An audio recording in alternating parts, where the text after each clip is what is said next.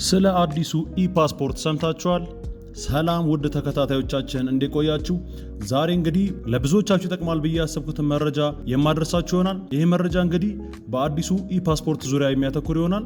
አብረን እንቆይ። ሀገራችን እንግዲህ አዲስ ፓስፖርት ይፋ ማድረጓ ይታወቃል። ይህ ፓስፖርት እንግዲህ ከበፊቱ ወይም ድሮ ከነበረው ፓስፖርት ብዙ የተለዩ ነገሮችን እንደያዘ በሰፊው ሲነገር ቆይቷል።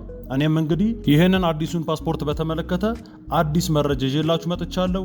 እስከ መጨረሻው አብረን ከቆየን ስለ አዲሱ ፓስፖርት ምን አዳዲስ ነገሮች እንዳሉት፣ ስለ ዋጋው በምን ያክል ገንዘብ እናገኘዋለን የሚለውን፣ ከበፊቱ ፓስፖርት ጋር ምን አይነት ልዩነቶች አሉት የሚለውን ጭምር ከተለያዩ መረጃዎች ጋር አንድ ላይ ሰብሰብ አድርጌ የምነግራችሁ ይሆናል።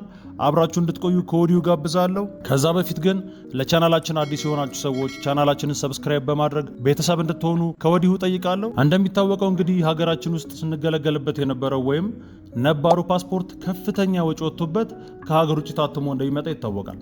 እንዲሁም በዚህ ፕሮሰስ ውስጥ ተገልጋዮች በጣም ብዙ ጊዜ እንደሚፈጅባቸው ሁላችንም የምናውቀው ጉዳይ ነው። ነገር ግን ይህ አዲሱ ይፋ የሆነው ፓስፖርት ይህንን ሙሉ በሙሉ ያስቀራል ተብሎ ተስፋ የተጣለበት ሲሆን ሙሉ በሙሉ በሀገር ውስጥ ማለትም በኢትዮጵያ ኢሚግሬሽን እና ዜግነት አገልግሎት ድርጅትና በአንድ የጃፓን ካምፓኒ ተባባሪነት በሀገር ውስጥ ታትሞ የሚዘጋጅ ሲሆን ይህም በፊት ከነበረው አንጻር በተወሰነ መልኩ ቢሆን የተገልጋዮችን በዚህ ፕሮሰስ ውስጥ የሚፈጅባቸውን ጊዜ እያሻሽላል ተብሎ ይታሰባል። እንግዲህ ይህን ያክል ካልን አዲሱ ፓስፖርት በውስጡ ምን ይዘቶች አሉት፣ ከበፊቱስ ፓስፖርት ደግሞ በምን ይለያል የሚለውን ለማየት እንሞክራለን። ይህ አዲሱ ፓስፖርት እንግዲህ በውስጡ ያሉት የተጠቃሚ መረጃ ማለትም ስም፣ የትውልድ ዘመን፣ ዜግነት እንዲሁም ሌሎች በፓስፖርት ላይ ሲካተቱ የምናውቃቸው መረጃዎች ልክ የበፊቱ ፓስፖርት ላይ እንደነበረው ተመሳሳይ ሲሆን፣ ነገር ግን ይህንን አዲሱን ኢ-ፓስፖርት በጣም ለየት የሚያደርገው ነገር እነዚህን መረጃዎች በጽሁፍ ብቻ ሳይሆን እላዩ ላይ ባለው የኤሌክትሮኒክስ ቺፕስ አማካኝነት መዝግቦ መያዙም ጭምር ነው። ይህ ማለት እንግዲህ የፓስፖርቱ ባለቤት በሚያደርጋቸው ጉዞዎች ወቅት ፓስፖርቱን እስካን በማድረግ ብቻ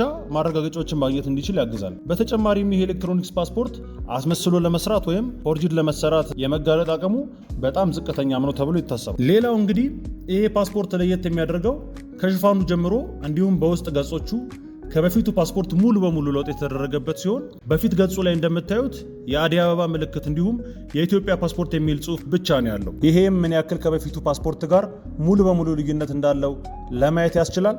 ወደ ውስጥ ስንገባ ደግሞ ይሄ ኤሌክትሮኒክስ ፓስፖርት የተለያዩ የሀገራችንን መገለጫ የያዙ ገጾች ያሉት ሲሆን ለምሳሌ ያክል እንደ ዋሊያ፣ ጀበና፣ ቡና እንዲሁም የሉሲ ምስል ሌሎችም የመሳሰሉትን አይነት ምስሎች የተካተቱበት ሲሆን ይህም ሀገርን ለማስተዋወቅ እንዲሁም ደግሞ ለሴኩሪቲ ፐርፐዝ እንደሚያገለግል ተገልጿል ማለት ነው። እንግዲህ ሌላኛው ስለዚህ ስለ አዲሱ ፓስፖርት ጥያቄ እያስነሱ ካሉት ነገሮች ውስጥ አንደኛው የዋጋው ጉዳይ ነው። ይሄ ፓስፖርት እንግዲህ ዋጋው ከበፊቱ ጋር ምንም አይነት ልዩነት የሌለው ሲሆን ይህንን ፓስፖርት ለመውሰድም ከበፊቱ የተለየ አሰራር እንደሌለና ሰዎች በበፊቱ መንገድ ምዝገባቸው መፈጸም እንደሚችሉ ተነግሯል።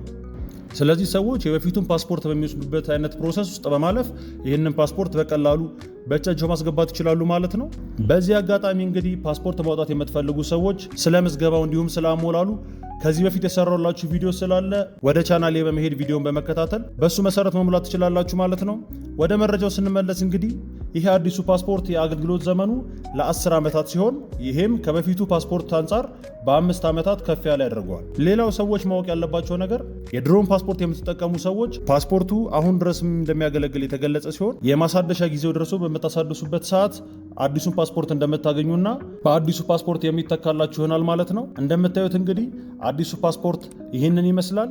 በከለርም ይሁን በተለያዩ ይዘቶች ከበፊቱ ፓስፖርት ትንሽ ለየት ያለና ወጣ ያለ ነገር ያለው ይመስላል ማለት ነው። እንግዲህ ተመልካቾቻችን በዚህ ፓስፖርት ዙሪያ በቂ መረጃ እንዳደረስኩላችሁ አልጠራጠርም። ተጨማሪ ሀሳብ ወይም አስተያየት ካላችሁ ኮሜንት ሴክሽን ላይ ማሳወቅ አትርሱ።